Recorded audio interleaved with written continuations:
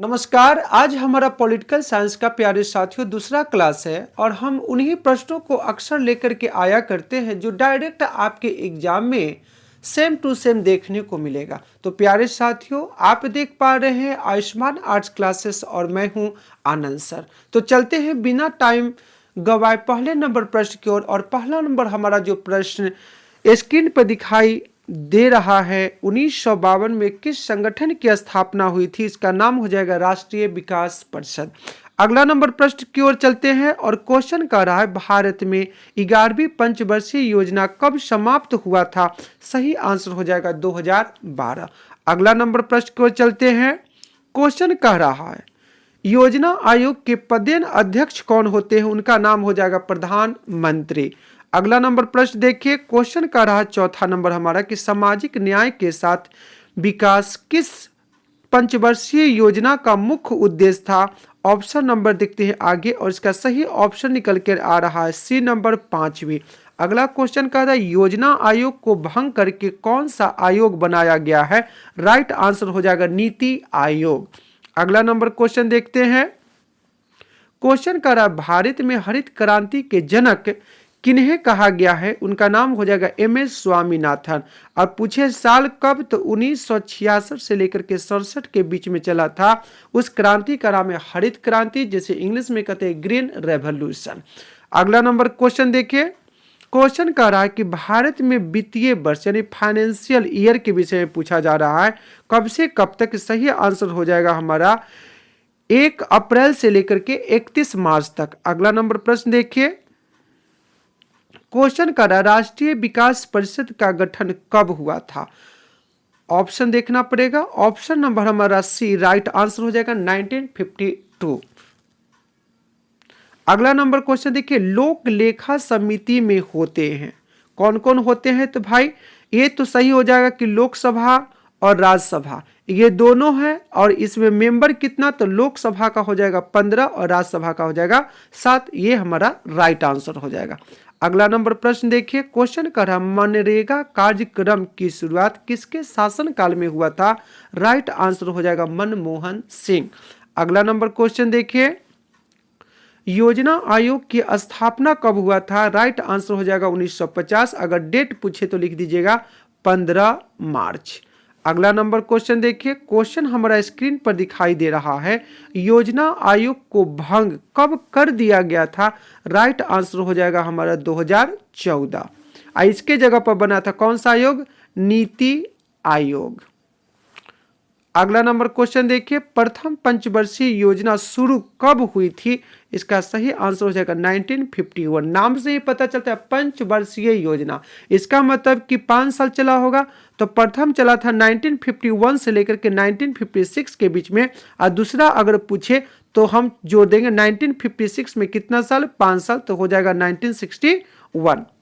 अगला number question देखिए। Question कह रहा है कि 20 सूत्री कार्यक्रम का उद्देश्य क्या था? इसका राइट आंसर हो जाएगा डी नंबर, इनमें से कोई नहीं। अगला नंबर प्रश्न देखिए। क्वेश्चन कर रहा है राष्ट्रीय विकास परिषद के अध्यक्ष कौन होते हैं?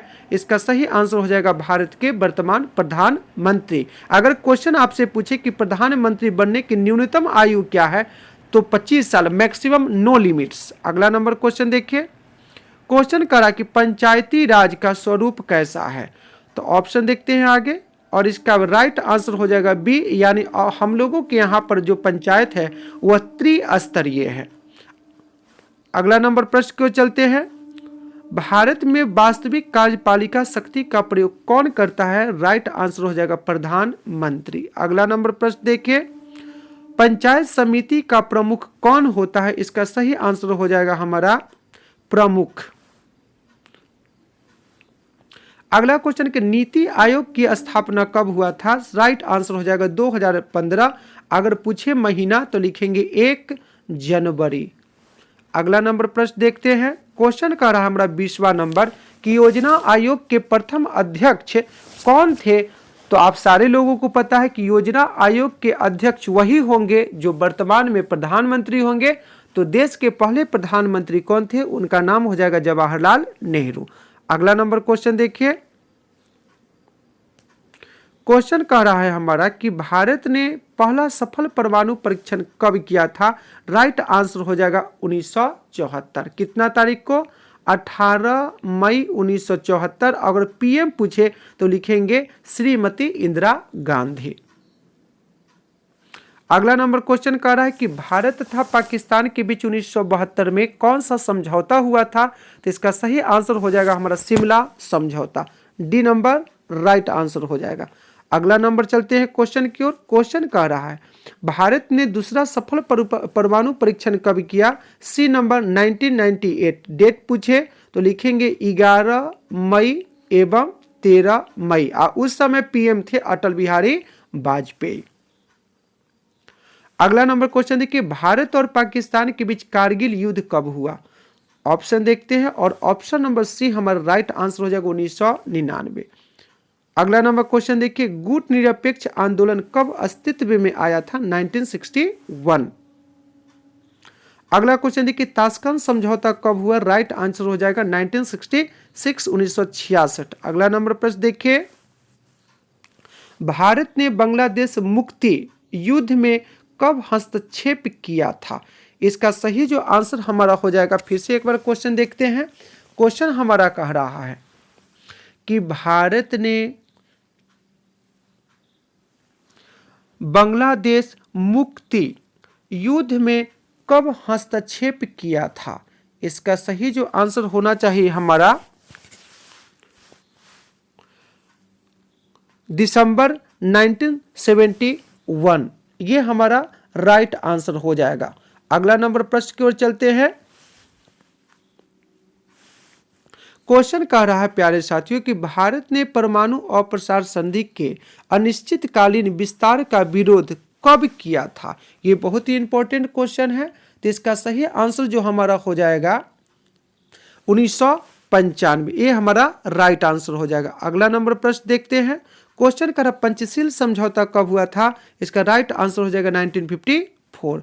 अगला नंबर प्रश्न देखिए, पंचशील निम्नलिखित में से किस देश द्वारा स्वीकार किया गया था? तो पंचशील समझौता हुआ था 1954 में और भारत और किसके बीच में? चीन के बीच में। बी नंबर राइट आंसर हो जाएगा।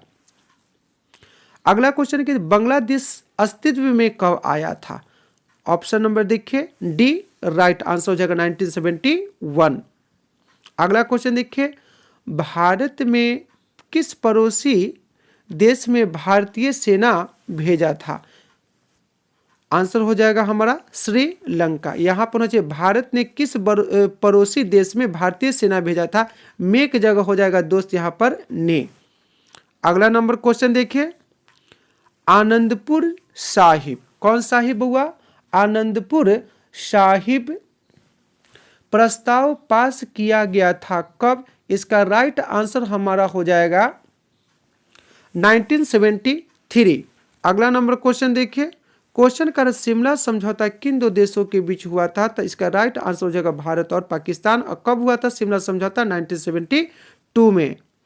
अगला नंबर क्वेश्चन देखिए, नाथुला दर्रा भारत को उसके किस पड़ोसी देश से जोड़ता है? इसका सही आंसर जो हमारा हो जाएगा, ऑप्शन देखिए, option number C right answer चीन। अगला नंबर क्वेश्चन देखिए, मैक-मोहन रेखा, क्वेश्चन पूछा जा रहा है कि मैक-मोहन रेखा कहाँ है? इसका राइट आंसर हो जाएगा हमारा अरुणाचल प्रदेश। कौन प्रदेश? अरुणाचल प्रदेश। अगला नंबर क्वेश्चन देखिए, चीन ने भारत पर अचानक आक्रमण कब कर दिया था? राइट आंसर हो जाएगा 1962। मेरे प्यारे साथियों, आप सारे लोगों को समझ में आ रहा होगा कि क्वेश्चन कितना आसान है उसके लिए जिससे बन रहा है, और मुश्किल उन लोगों के लिए है जिनसे बन नहीं रहा है। तो हमारा अनुरोध आप सारे लोगों से है कि अगर बन रहा है तो प्रैक्टिस करते जाइए, अगर ना बन रहा है तो याद करते जाइए, तभी जिंदगी की गाड़ी आगे बढ़ेगी, वरना बीच में ही आपकी गाड़ी रुक जाएगी। अगला नंबर प्रश्न की ओर चलते हैं। क्वेश्चन कह रहा है, भारत और पाकिस्तान के बीच विवाद का मुख्य मुद्दा क्या है? ये क्वेश्चन हमसे पूछा जा रहा है। तो इसका सही जो आंसर हमारा निकल करके आ रहा है डी नंबर, इनमें से सभी। अगला क्वेश्चन देखिए, कारगिल विजय दिवस कब मनाई जाती है? इसका सही आंसर हो जाएगा 26 जुलाई। अगला क्वेश्चन देखिए, क्वेश्चन का पंचशील सिद्धांत के प्रतिपादक कौन थे? इसका आंसर हो जाएगा नेहरू, यानी जवाहरलाल नेहरू। फरक्का समझौता है, ये फरक्का समझौता जो है ये क्या है? इसका राइट आंसर जो हो जाएगा हमारा नदी जल संधि। अगला नंबर क्वेश्चन देखिए, भारत ने बांग्लादेश को मान्यता कब दिया था? इसका ऑप्शन देखते हैं आगे बढ़ा करके। ऑप्शन नंबर हमारा डी राइट आंसर हो जाए 6 दिसंबर 1971, ये हमारा राइट आंसर हो जाएगा। और हमने करीब करीब 40+ प्रश्नों को अटेम्प्ट किया है, तो आप लोग देखिए कि कितने प्रश्न को आप लोगों ने सही सही बनाया मेरे प्यारे साथियों, तब जाकर के आपका रिजल्ट बहुत अच्छा आ पाएगा, वरना आप एक दूसरे को देखते रह जाएंगे और एक समय के बाद आपके हाथ कुछ न लगेगा। अभी समय रहते बहुत कुछ हो सकता है, समय जाने के बाद कुछ भी वापस नहीं आ सकता है। इसीलिए आप लोगों से हमारी अनुरोध है कि एक एक प्रश्न को देखें, याद करते चले, एक बार नहीं उस प्रश्न को 10 बार देखें, उसके बाद आपके दिमाग में सेट हो जाएगा और यही क्वेश्चन सेम टू सेम परीक्षा में आएगा तो आपको भेंट हो जाएगा और एक क्वेश्चन आपको जीवन में सफलता दिला देगा। बस आज के लिए इतना ही। एक बार फिर से बोलना पड़ेगा मेरे प्यारे साथियों, जय हिंद, जय भारत।